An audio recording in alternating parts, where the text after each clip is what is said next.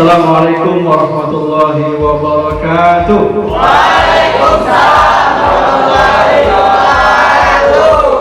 Bismillahirrahmanirrahim. Alhamdulillahirabbil alamin. Wassalatu wassalamu ala asyrofil anbiya'i wal mursalin. Sayyidina wa maulana Muhammad wa ala alihi wa sahbihi ajma'in. Amma ba'du. Saya kenapa bicara tentang bagaimana peran anak-anak remaja ini? Karena dalam masa-masa seperti ini, kalian mencari jati diri. Tahu jati diri? Kalau salah langkah dalam mengambil langkah jati diri kalian, maka ambil kelajuan kemudian bisa terumpak, bebes. Nah, yang pertama adalah faktor individu.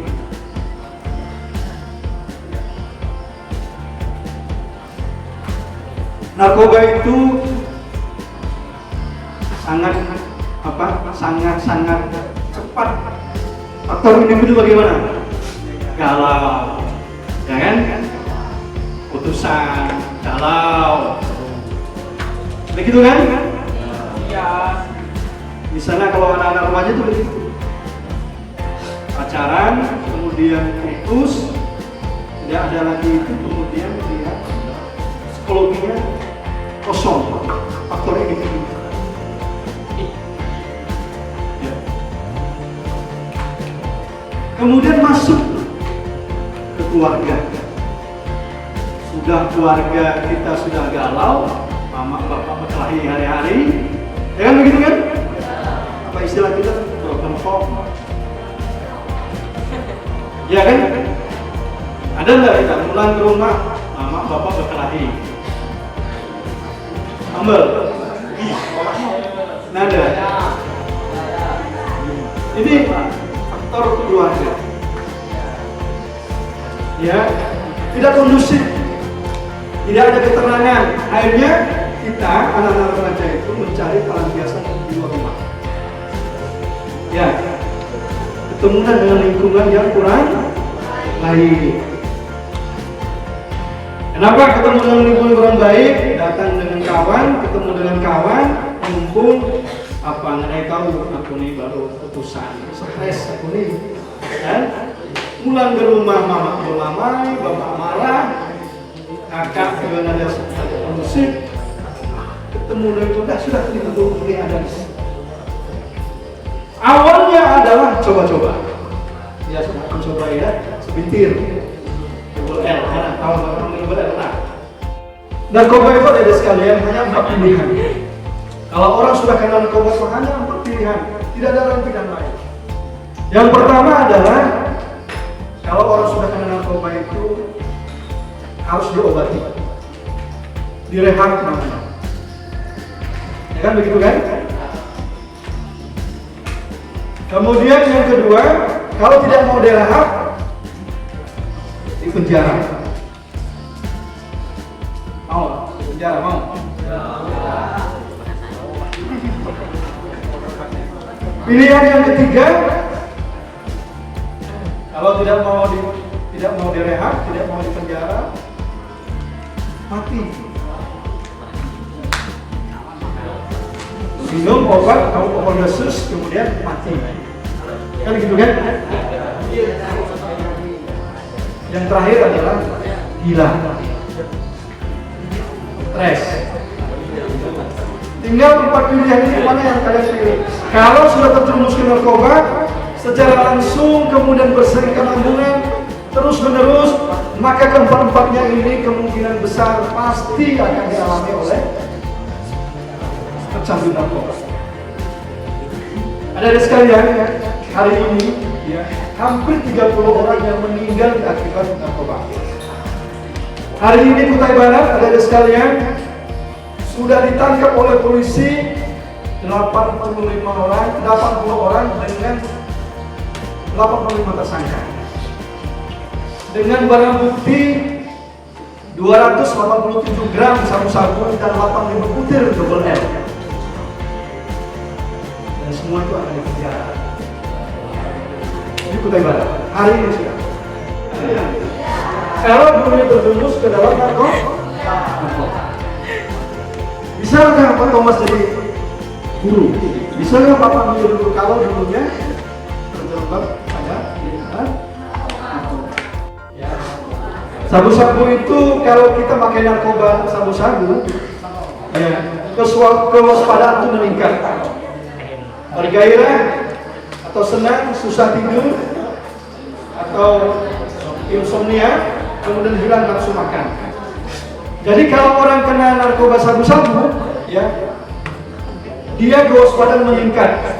Kalau orang bilang itu paranoid namanya. Tahu paranoid?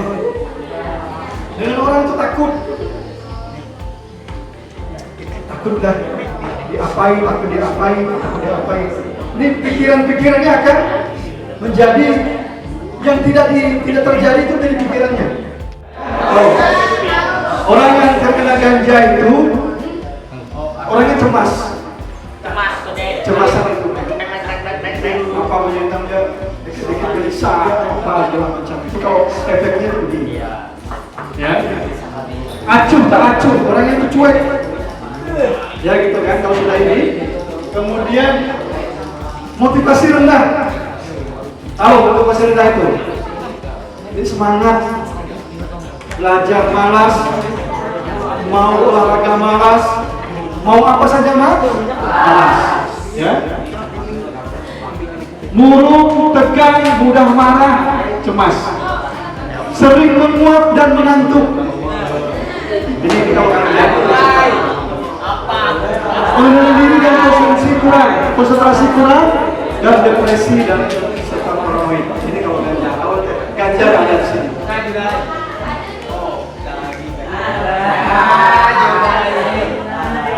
Nah, ekstasi juga ada.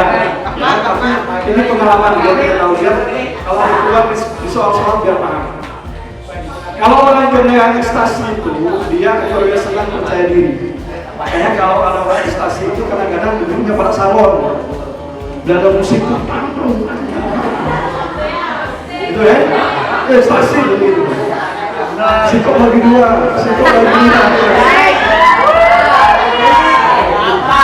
Kalau orang ekstasi itu dia paling senang kalau ada musik.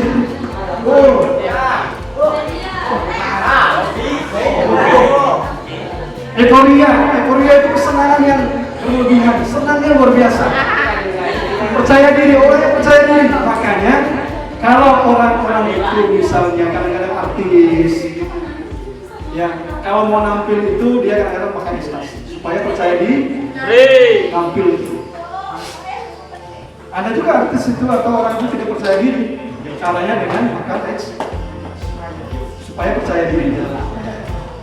Nafsu makan hilang tentu. Semua narkoba itu, jenis narkoba itu nafsu makan pasti tidak ada, kurang. Makanya dia kurus, berkeringat, mual, cemas, dan detak jantung pecah, berdebar. Kalau ini tidak ada. Kalau ini tidak ada heroin, ya, senang sama hilang rasa sakit, mual muntah, pusing, menurunkan gairah seksual, kemudian mandul. Ini basic strong. Yang banyak itu ini. Tentang target dan sasaran para pengedar. Jadi kalian ini menjadi target para pengedar. Yang jualan obat. Ya. Ada 5P. Kalau orang itu banyak begadang, ini akan menjadi sasaran. Ya. Kemudian apa lagi? Bolos. Oleh itu ada sekalian, kita harus lepas daripada narkoba. Jauhi lingkungan yang tidak baik. Kalau misalnya ada galau, ada apa, dan sebagainya, jangan lampiaskan kepada narkoba. Banyak, ada pengajian, ya kan? Ada olahraga, apa lagi? Senam, banyak. Jangan kalian terjerumus karena ajakan teman. Itu. membekali diri kita dengan baik, persaingan di kota itu lebih berat. Ya begitu ya. Saya ini ada sekalian, kalau dulunya kami ini juga terjerumus dalam narkoba, saya yakin tidak ada yang bisa kami lakukan terhadap negeri ini. Kita akan menjadi sampah masyarakat. Siapa yang mau berkawan dengan narkoba? Ya. Siapa yang mau berjodoh dengan orang narkoba? Ya. Siapa yang mau menjadikan dia pejabat kalau dia narkoba? Tidak ada. Oleh karena itu, ada sekalian, betapa dahsyatnya serangan narkoba ini, kalian harus bentengi diri kalian daripada bahaya-bahaya narkoba. Jauhi rokok, karena itu merupakan pintu masuk kalian untuk kepada narkoba. Oke, yang lain ada? Saya Pak. Ya, silakan. Misalnya ada yang pengguna narkoba Pak-nya itu langsung ditangkap atau direhab dulu Pak? Ya. Kalau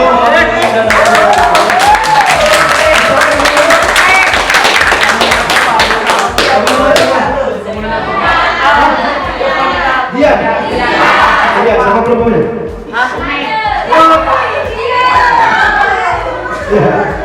Ya. Narkoba itu ya ada dua penanganannya. Kalau dia memakai dari tangga polisi, maka dia akan diproses secara hukum. Tapi itu tidak cukup juga. Kalau dia hanya sekedar memakai saja, bukan pengedar, maka dia akan kita rehabilitasi. Misalnya contoh, kalian berlima, ya. Kemudian mabok, datang polisi nangkap. Nah, dibawalah ke kantor polsek 5 orang ini. Itu tidak serta-merta harus ditangkap dan dipenjara, tidak. Harus dilakukan lagi yang namanya asesmen. Diteliti dulu, Rian ini hanya sekedar pakai saja atau mengedarnya. Kalau dia mengedar, tadi orang yang berlima itu kawannya yang belikan, maka Rian ini akan dipenjara. Sekarang ini pemerintah memerangi yang namanya pengedar. Ya. Tetapi kalau Rian ini adalah cuma memakai saja, maka dia rehab. Itu yang pertama. Yang kedua, kalau seandainya ada keluarga kita atau Rian yang datang ke kami, ke Badan Narkotika, Pak, seperti teman-teman kita yang lain tadi, Pak, saya nama ini, saya maka secara otomatis saat itu juga dilakukan rehabilitasi, tidak diproses hukum. Narkoba ini kan sebenarnya produksi pemerintah, karena buat kesehatan, buat orang gila, buat operasi dan segala macam diproduksi. Kemudian kenapa kok bisa sampai beredar keluar dan dijual? Ya, anggaplah bebas buat para pengedar ini untuk mengedarkan itu. Siapa yang kira-kira yang berpotensi mengedarkan ini? Ini itu saja. Baik. Narkoba ini, Pak Fahmi, ya. Sebenarnya secara negara itu sudah dibuat aturan-aturan yang sangat ketat. Ya. Berapa yang boleh diproduksi untuk kesehatan. Tetapi di negeri ini, ya, tidak ada yang tidak bisa dibuat. Ya. Bunyi orang bunyi cuma napas yang tidak bisa dibuat. Itu yang pertama. Yang kedua, narkoba ini ada unsur bisnis. Ini yang membuat pemerintah kewalahan. Ada sekalian di Tiongkok. Tiongkok tahu? Cina, Thailand. Nah, itu narkoba itu kalau jenis sabu-sabu itu 1 gram cuma 20.000. 20.000, ya. 1 gram. Kemudian di Iran itu narkoba jenis sabu-sabu itu 1 gram cuma 50.000. Di Indonesia berapa? Di Indonesia ini satu gram sabu-sabu 1.500.000. Di Kutai Barat berapa? Di Penyigahan berapa? 2.500.000 1 gram. 2.500.000. Maka dari itu ada sekalian, ya sabu-sabu itu menjadi bisnis. Double L itu sekitar paling 1.000, dijual di kita 25.000. Ya kan gitu kan? Apa ini? Paling di kota 1.000, 2.000, 1.000, jual di kampung 2.500, 5.000, bahkan 10.000 satu bibit. Nah, karena ini ada unsur bisnisnya, maka ya dibuatlah yang namanya bisnis peredaran narkoba. Karena ini ada bisnis, dan bahkan bisnis itu bukan saja di masyarakat, tapi di penjara juga ada bisnis ini.